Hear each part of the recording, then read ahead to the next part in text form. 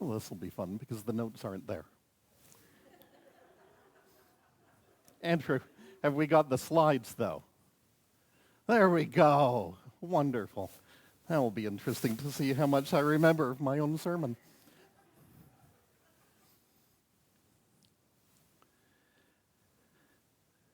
Jesus is pretty offensive in today's reading, right? He calls a woman a dog? Like, seriously? Seriously? That's what he says? That's not the notion of Jesus that I was taught in Sunday school, right? That was not my understanding of how we were to be in the world. Now, some scholars try and say that, it was just a term that was used to refer to Gentiles. We've had other terms that we've just used to refer to people, and they are offensive. And we don't do that, hopefully, anymore. Right? How? How could it be that Jesus decides to fall into this? How is it that this person who is supposed to be so connected with God, part of the one holy and undivided Trinity, how? How could the pinnacle example of what our faith is supposed to be so offensive? Well, I think we get a little bit of that in the story. He gets to the house, and he doesn't want anyone to know that he's there. He's probably tired. He's probably had enough. He just wants to go off and have a little break by himself and not have a mob follow him and not have to teach anything else. He wants his Sabbath, his downtime, his opportunity to go away. And yet, here's someone else begging him to do something. I don't know about you, but when I'm in those moments when I want to go away and the phone rings and I'm off to do something else, I'm not always at my best, right?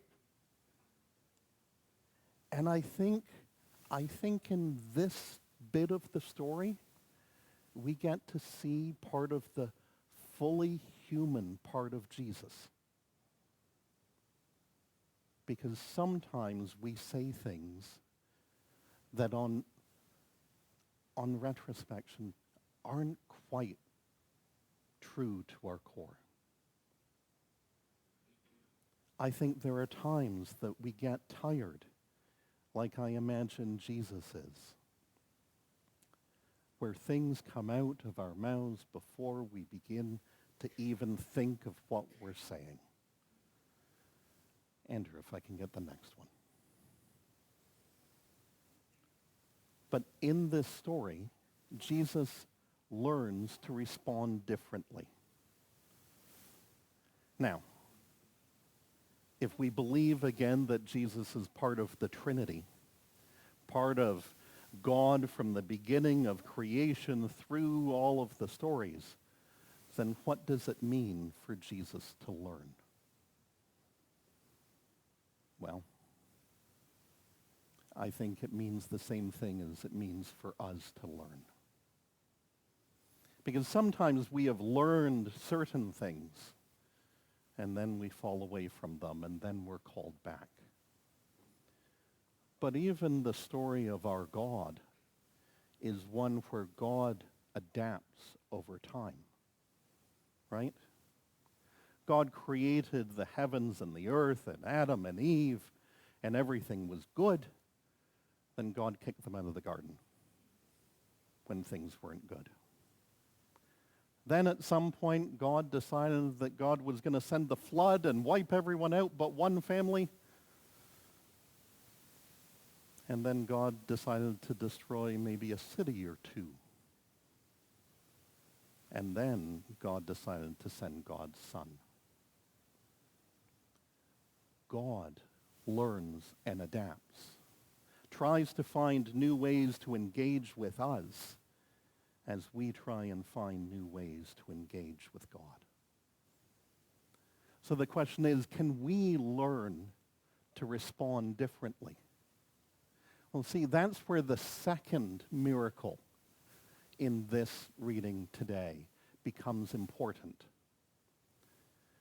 And it's probably something that many people would miss unless you happen to understand biblical geography and you really read your scriptures well. Ida Commentary helped me on this one.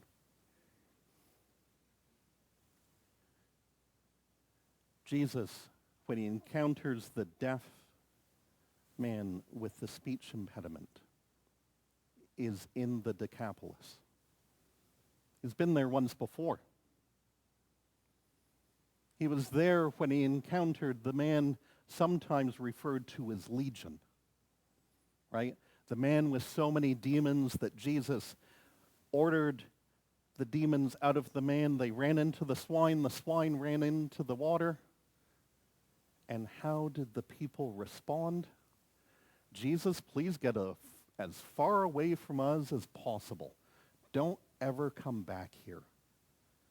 We don't want to see this ever again.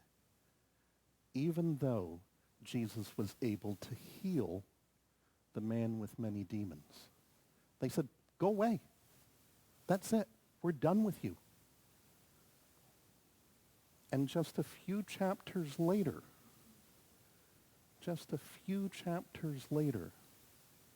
Jesus is back in the area, and someone or some group of people bring this deaf man with a speech impediment to Jesus so that he can heal that person. We don't know if it was his friends or his family or maybe both,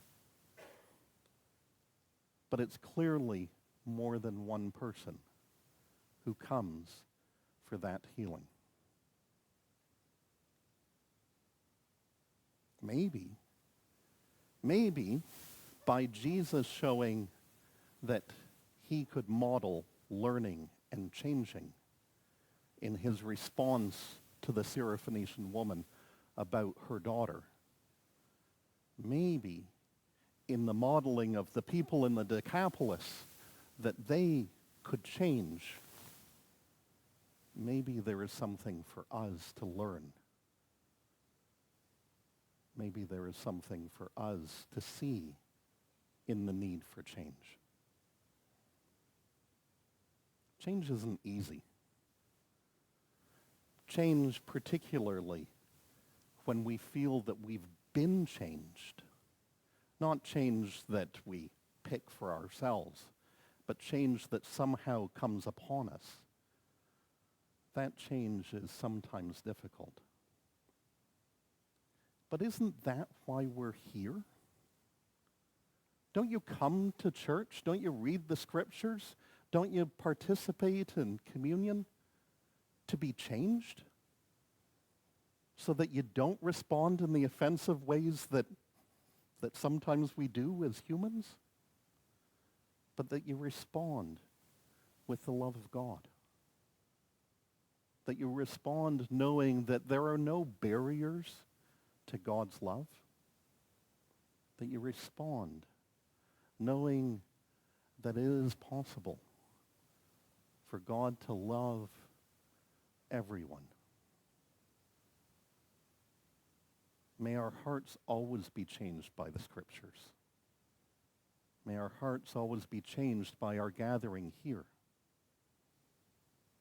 The fact that God comes into our life and changes us, we give thanks for today. Amen.